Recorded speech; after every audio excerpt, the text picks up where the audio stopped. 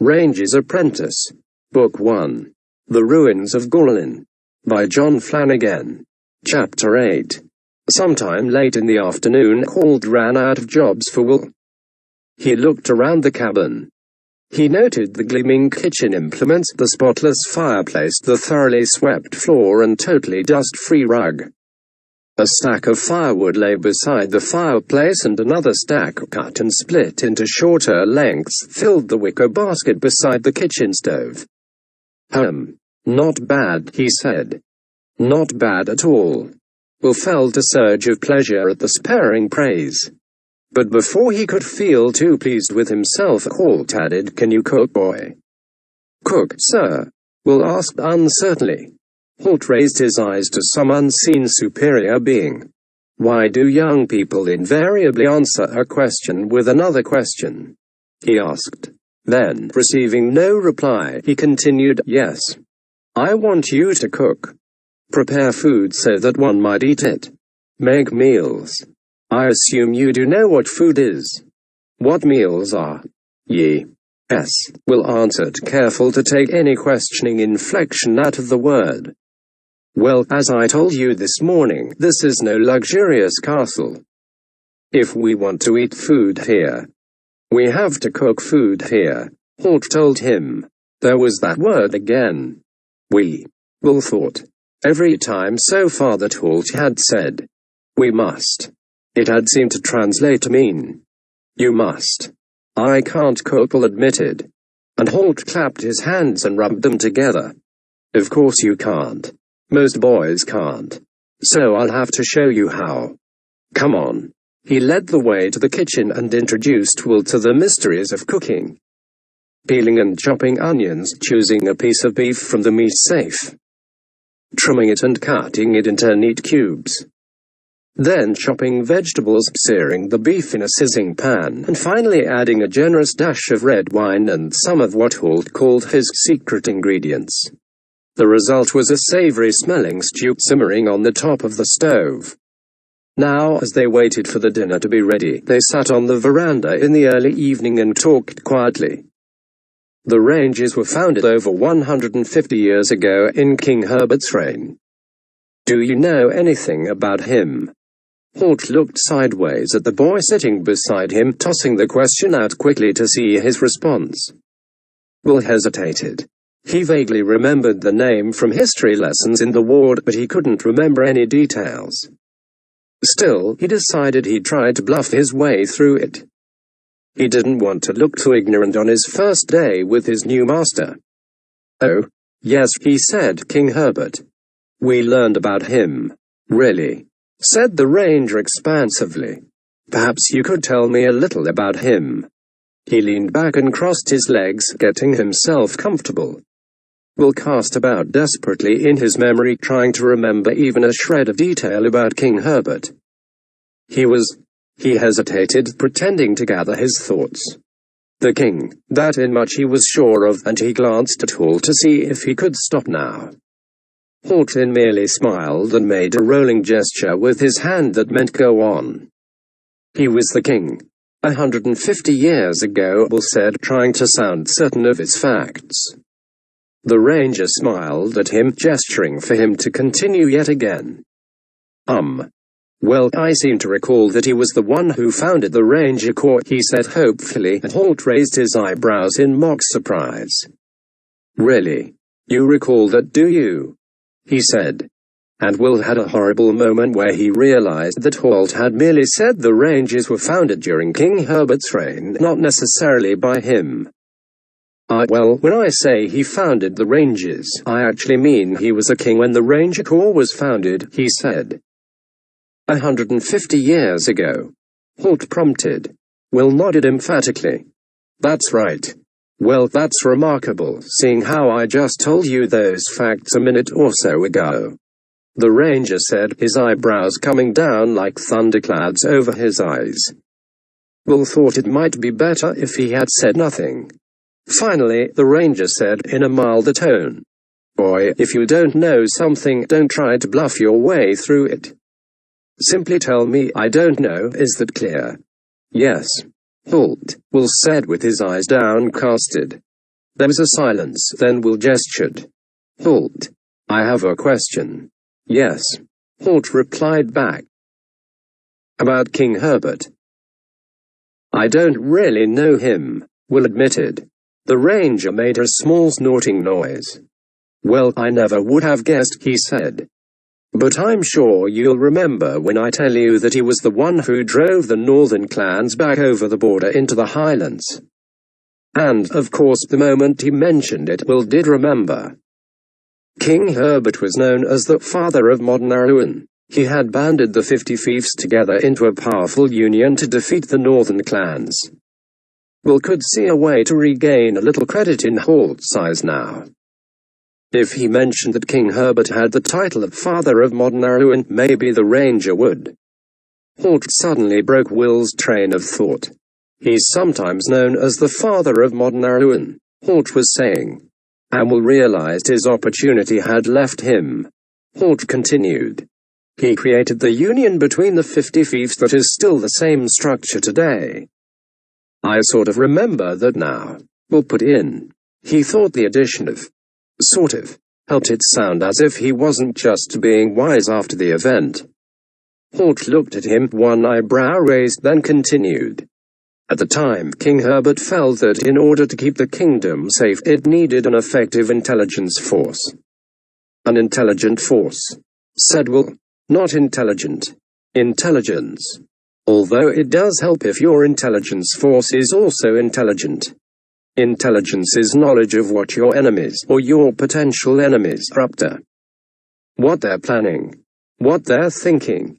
If you know that sort of thing in advance, you can usually come up with a plan to stop them. That's why he founded the Rangers, to keep the kingdom informed. To act as the eyes and ears of the kingdom. How do you do that? Will asked, his interest aroused now. Halt noted the change in tone and a momentary gleam of approval touched his eyes.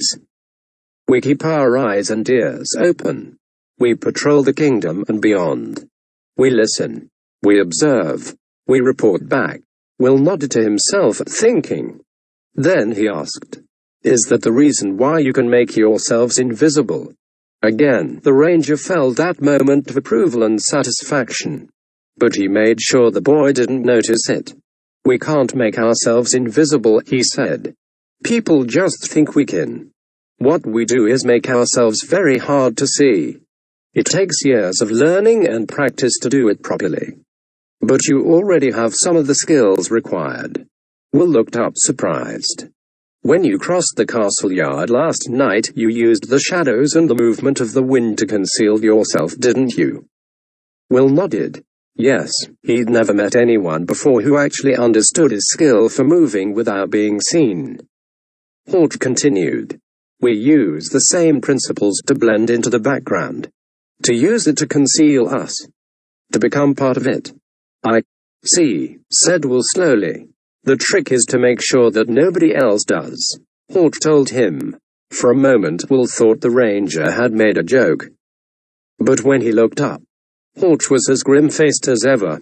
How many rangers are there? He asked. Halt and the Baron had referred more than once to the Ranger Corps. But Will had only ever seen one. And that was Halt. King Herbert established the Corps at 50. One for each of the 50 fiefdoms. I'm based here. My colleagues are based at the other 49 castles throughout the kingdom. In addition to providing intelligence about potential enemies, rangers are the lawkeepers, said Halt.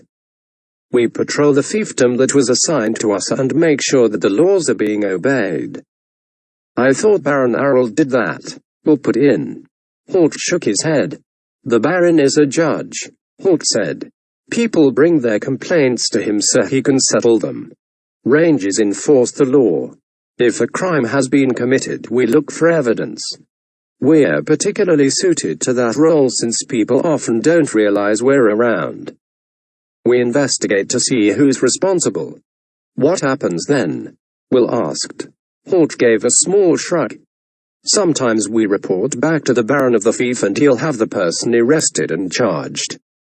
Sometimes, if it's a matter of urgency, we just deal with it. What do we do? Will asked before he could stop himself. Holt gave him a long, considering look. Not too much if we've only been an apprentice for a few hours, he replied. Those of us who've been rangers for 20 years or more tend to know what to do without asking. Oh, said Will, suitably chastened. Holt continued.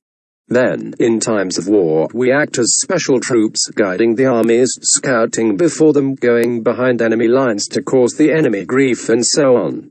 He glanced down at the boy. It's a bit more exciting than working on a farm. Will nodded. Perhaps life as a ranger's apprentice was going to have its appeal after all. What sort of enemies? He asked. After all, Castle Redmont had been at peace for as long as he could remember. Enemies from within and without, Holt told him. People like the Scandian Sea Raiders or Morgorath and his Wargles. Will shivered, recalling some of the more lurid stories about Morgorath, the Lord of the Mountains of Rain and Night. Holt nodded somberly as he saw Will's reaction. Yes, he said, Morgorath and his Wargles are definitely people to be worried about. That's why the Rangers keep an eye on them. We like to know if they're gathering, if they're getting ready for war. Still, said Will, as much to reassure himself as for any other reason, the last time they attacked the Baron's armies made mincemeat out of them. That's true, Holt agreed, but only because they'd been warned of the attack. He paused and looked meaningfully at Will. By a ranger, the boy commented. Correct. It was a ranger who brought word that Morgorath's Wargles were on their way. Then led the cavalry across a secret ford so they could flank the enemy. It was a great victory, Will said. It certainly was. And all due to a ranger's alertness and skill and knowledge of back trails and secret paths. My father died in that battle, Will added in a quieter voice. And Holt cast a curious look at him. Is that so? He said. He was a hero. A mighty knight, Will continued. The ranger paused almost as if he were deciding whether to say something or not.